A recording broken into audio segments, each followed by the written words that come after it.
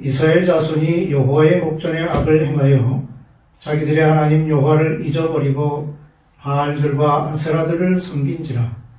여호와께서 이스라엘에게 진노하사 그들을 메소포다미아 왕 구산 리사다임의 손에 파셨으므로 이스라엘 자손이 구산 리사다임을 8년 동안 섬겼더니 이스라엘 자손이 여호와께 부르짖음에 여호와께서 이스라엘 자손을 위하여 한 구원자를 세워 그들을 구원하게 하시니 그는 곧 갈렙의 아우 브나스의 아들 온니엘이라. 여호와의 영이 그에게 임하셨으므로 그가 이스라엘의 사사가 되어 나가서 싸울 때에 여호와께서 메소포다미아 왕 구산 리사다임을 그의 손에 넘겨주시매 온니엘의 손이 구산 리사다임을 이기니라. 그 땅에 평온한 지 40년에 브나스의 아들 온니엘이 죽었더라. 사사시대의 역사는 가나안 땅에 정착한 이스라엘 백성이 완전히 쫓아내지 못하여 남아있던 이방 족속들에게 반복해서 침략과 압제를 당하는 고난의 역사를 할 수 있습니다. 앞장에서 내가 그들을 너희 앞에서 쫓아내지 아니하리니 그들이 너희 옆구리에 가시가 될 것이며 라고 하신 말씀 그대로 남아있는 족속들로 인하여 고통을 당하는 이야기가 사사시대 전반에 걸쳐 이어지게 됩니다. 이 말씀 속에서 여호와께서 왜 그들을 쫓아내지 않고 남겨두셨는가에 대한 이유와 그 족속들이 열거되고 있습니다. 하나님께서는 언제나 세심한 계획과 섭리로 그의 백성들을 이끄셨습니다. 3장 1절과 2절에 가나안의 모든 전쟁들을 알지 못한 이스라엘을 시험하려 하시며 이스라엘 자손의 세대 중에 아직 전쟁을 알지 못하는 자들에게 그것을 가르쳐 알게 하려 하사라는 말씀과 같이 여호수아와 함께 가나안 정복 전쟁에 참여하지 않은 후손들에게 전쟁을 가르치고 그 전쟁을 통하여 하나님의 전지전능하심을 알게 하려 하신 것입니다. 또한 시내산에서 모세를 통해 주신 율법을 청종하도록 하신 계획과 섭리가 있었습니다. 이를 위하여 하나님께서는 블레셋 5 군주들과 다른 이방 족속들을 그 땅에 남겨놓으신 것입니다. 첫째로 하나님의 계획과 섭리는 백성을 훈련시키시기 위함이었습니다. 하나님께서는 자신의 전지전능하심을 알게 하시기 위하여 전쟁을 알지 못하는 후손들에게 이방 족속들을 남겨두셔서 그들로 하여금 하나님이 어떤 분이신지를 알도록 하셨습니다. 전쟁을 하게 하신 목적은 결코 그들로 하여금 살육과 파괴를 가르치기 위함이 아니었습니다. 전쟁을 통하여 나타나는 승리에서 하나님만이 전지전능하신 분이심을 알게 하기 위함이었던 것입니다.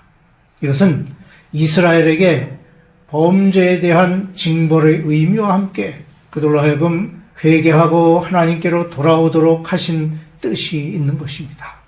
그들을 남겨두신 또 다른 목적은 이스라엘로 하여금 하나님께서 모세를 통하여 주신 율법을 온전히 청종하도록 하시기 위함이었습니다. 율법을 따라 신앙으로 살아가기를 원하시는 하나님께서는 이스라엘 앞에 가시와 올무를 놓으셨습니다. 그리고 그것으로 그들의 신앙을 시험하신 것입니다. 둘째로 이스라엘은 하나님의 은혜를 저버렸습니다. 인류는 노아 시대에 극도로 타락한 범죄로 말미암아 홍수의 심판을 받았습니다. 당시 하나님 앞에 가장 큰 죄악이 있었으니 그것은 하나님의 아들들이 사람의 딸들의 아름다움에 매혹되어 그들을 취하여 아내로 삼은 것입니다. 여기서 하나님의 아들은 선택받은 자녀를 의미하며 사람의 딸은 하나님을 알지 못하는 세상 사람을 의미합니다. 이스라엘은 하나님의 선택받은 자녀로서 마땅히 하나님께서 기뻐하시는 결혼관을 가지고 살아야 했습니다. 하나님께서는 모세를 통하여 이방인들과의 통혼을 금하셨습니다. 하지만 이스라엘 백성들은 그 명령을 어기고 섞여 사는 이방인들과 통혼을 하였습니다. 6절에 그들의 딸들을 맞아 아내로 삼으며 자기 딸들을 그들의 아들들에게 주고 또 그들의 신들을 섬겼더라는 말씀과 같이 그들과 통혼하였습니다. 하나님께서 통혼을 금지하신 이유가 바로 여기에 있습니다. 그것은 그들의 신앙생활에 치명적인 손상이 있을 것을 염려하셨기 때문입니다. 오늘날에도 하나님을 믿는 사람과 믿지 않는 사람의 결혼에는 신앙적인 결점이 얼마든지 만들어질 수 있습니다. 그러므로 고린도후서 6장 14절에는 너희는 믿지 않는 자와 멍에를 함께 매지 말라는 경고의 말씀을 주고 있습니다. 하지만 그들은 이방인과 통혼을 했고 그 결과 이스라엘은 하나님께서 염려하신 대로 가증하고 악한 우상 숭배의 범죄에 빠지고 만 것입니다. 그것은 모든 율법의 핵심인 10계명의 제1, 2, 3계명을 모두 어긴 크나큰 범죄 행위였습니다. 즉 다른 신을 두지 말라, 우상을 만들지 말고 절하여 섬기지 말라, 하나님의 이름을 망령되게 부르지 말라는 계명을 어긴 것입니다. 문제는 그들이 이방인과 통혼하고 이방신을 섬기는 것으로 끝나는 것이 아니라 신실한 자기 백성들에게까지 영향을 미치게 했다는 것입니다. 하나님의 계획과 섭리는 결코 우리에게 무거운 멍에를 지우기 위함이 아닙니다. 우리가 순종할 때 우리의 멍에를 가볍게 해주십니다. 다만 우리 스스로 이것을 거부하기 때문에 언제나 시험에 걸려 넘어지는 것입니다. 첫 번째 징계는 사사 온니엘에 관한 기사로 시작됩니다. 이스라엘이 하나님을 떠나 바알과 아세라를 섬김으로 여호와께서 그들을 메소포타미아 왕 구산 리사다임의 손에 붙여 8년간 압제를 당하게 하셨습니다. 그런데 그들이 하나님께로 돌아와 부르짖을 때 사사 온니엘을 세우셔서 그들을 구원하셨습니다. 사람들은 망각하기를 참 잘합니다. 자기에게 베풀어준 은혜를 쉽게 망각하면서도 불쾌한 일을 당하게 되면 잘 잊어버리지 않습니다. 이렇게 은혜는 쉽게 잊어버리고 자기가 당한 일에 대해서는 쉽게 잊어버리지 않는 것이 인간이지만 잊어버려서는 안 되는 것이 있으니 그것은 하나님의 은혜입니다. 오늘 말씀에서 하나님의 은혜를 잊어버린 결과 그분의 진노를 초래케 하였습니다. 하나님은 이런 이스라엘 백성을 이방인의 손에 넘기셨습니다. 8절에 여호와께서 이스라엘에게 진노하사 그들을 메소포타미아 왕 구산 리사다임의 손에 파셨다고 했습니다. 구산 리사다임이 옳아서가 아니라 징벌의 도구로 사용하신 것입니다. 이렇게 하나님을 떠난 백성은 하나님의 진노를 사게 됩니다. 한편 하나님의 징벌은 사랑의 채찍이라 할 수 있습니다. 왜냐하면 백성들이 회개하고 하나님께로 돌아오는 계기가 되기 때문입니다. 야고보서 1장 2, 3절에 내 형제들아 너희가 여러 가지 시험을 당하거든 온전히 기쁘게 여기라. 이는 너희 믿음의 시련이 인내를 만들어내는 줄 너희가 알미라고 일깨우고 있습니다. 그렇습니다. 우리가 어떤 시험으로 인한 고통이 있게 되면 이를 연단의 기회로 또는 사랑의 매로 알아서 오히려 감사하는 마음을 가지고 하나님께로 나아가는 신앙의 자세를 가져야 할 것입니다. 이러한 자세를 가지고 자신을 돌아볼 때 그 고통 속에서 하나님께 부르짖게 됩니다. 그리고 하나님께서는 이렇게 회개하며 돌이키는 자에게 구원을 베푸시는 한없는 용서의 하나님이십니다. 하나님께서는 구산 리사다임의 손에서 고통당하면서 부르짖는 백성을 구하시기 위해서 사사 온니엘을 세우셨습니다. 10절에 여호와의 영이 그에게 임하셨으므로 그가 이스라엘의 사사가 되어 나가서 싸울 때에 여호와께서 메소포타미아 왕 구산 리사다임을 그의 손에 넘겨주심에 온니엘의 손이 구산 리사다임을 이기니라고 말씀합니다.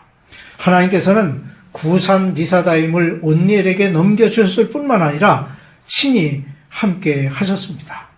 실제로 온니엘이 승리했다기보다 하나님께서 승리하신 것입니다. 이렇게 백성이 하나님을 잊어버렸을 때에 이방인의 압제를 받는 결과가 나타납니다. 마찬가지로 우리도 하나님을 잊어버리면 고통을 당하게 됨을 알고 회개하며 하나님의 구원의 은혜를 누리는 삶이 되어야 할 것입니다. 온니엘 이후 이스라엘 백성은 또다시 여호와의 목전에 악을 행하였고 그 범죄는 예외 없이 하나님의 징벌을 초래하였습니다. 이어지는 말씀에는 모압 왕 에글론에게 그리고 또 가나안 왕 야빈을 손에 넘기심으로 고통을 겪고 하나님께 부르짖음으로 사사 에훗과 드보라를 세우셔서 구원하시고 평온케 하셨습니다.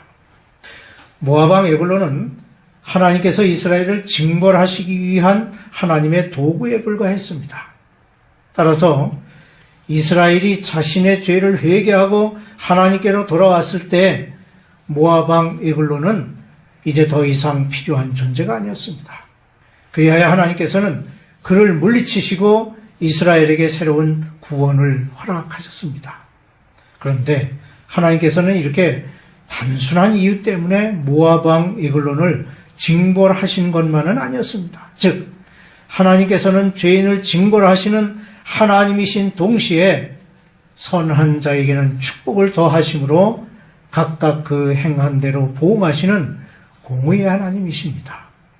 모압 왕 에글론에게 임한 심판 역시 궁극적으로는 하나님의 뜻과 섭리에 의한 것이었지만 그 자신이 쌓은 악행의 보응임도 알아야 하겠습니다. 에글론은 하나님을 알지 못했고 교만하였습니다. 그리고 다가올 심판을 깨닫지 못했습니다. 또한 물질에 눈이 어두워 탐욕을 가졌습니다. 이런 에글론을 심판하시기 위해 왼손잡이 에훗을 세우셨습니다. 왼손잡이라는 에훗의 특성을 가지고 예상하기 힘든 사역을 수행케 하셨습니다. 그의 특성은 감시병의 감시를 피해 적국의 왕에게로 나아갈 수 있었고 하나님의 심판은 암살이라는 뜻밖의 방법으로 에글론을 심판하도록 하셨습니다. 우리는 이 이야기 속에서 하나님의 심판이 예기치 않은 방법으로 예기치 않은 때에 임한다는 사실을 알게 됩니다. 그러므로 우리는 항상 깨어있어 기도해야 합니다. 주님이 재림하시는 심판의 날은 언제 어떤 방법으로 임할지 알 수 없기 때문입니다. 사사기에 기록된 이스라엘의 역사를 보면서 우리는 놀라운 일들을 발견하게 되는데 그것은 이스라엘 자손들이 평화로운 때에는 언제나 하나님의 목전에서 악을 행했다는 사실입니다. 그리고 또 다른 사실은 반복되는 백성들의 부르짖음을 들으시고 그때마다 구원의 은총을 베푸시는 자비의 하나님이심을 보게 되는 것입니다. 이스라엘 자손들의 범죄는 그 조상의 죄를 거듭하여 범하는 유전적인 요소가 있습니다. 그들의 조상은 출애굽 이후 광야에서 범죄함으로 말미암아 40년을 광야에서 유리하며 지냈습니다. 이것은 하나님의 진노하심을 받아 원망과 불신앙을 가졌던 모든 사람들이 광야에서 죽음을 맞이하는 형벌을 받은 것이었습니다.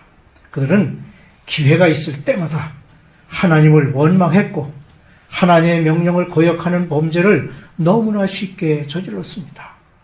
이러한 조상들의 범죄가 계속해서 그들의 후손에게 똑같이 나타나고 있는 것입니다.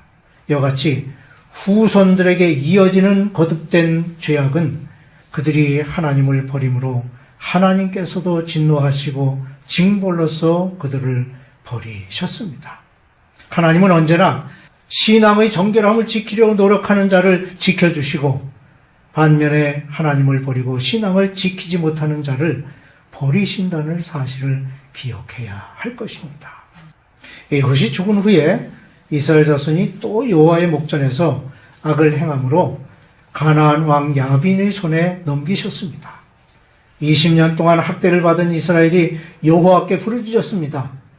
이때 백성을 구원한 사사는 여선지자 드보라였으며 야빈을 심판하고 이스라엘을 구원하시기 위한 도구로 사용한 사람은 겐 족속 헤벨의 아내인 야엘이었습니다.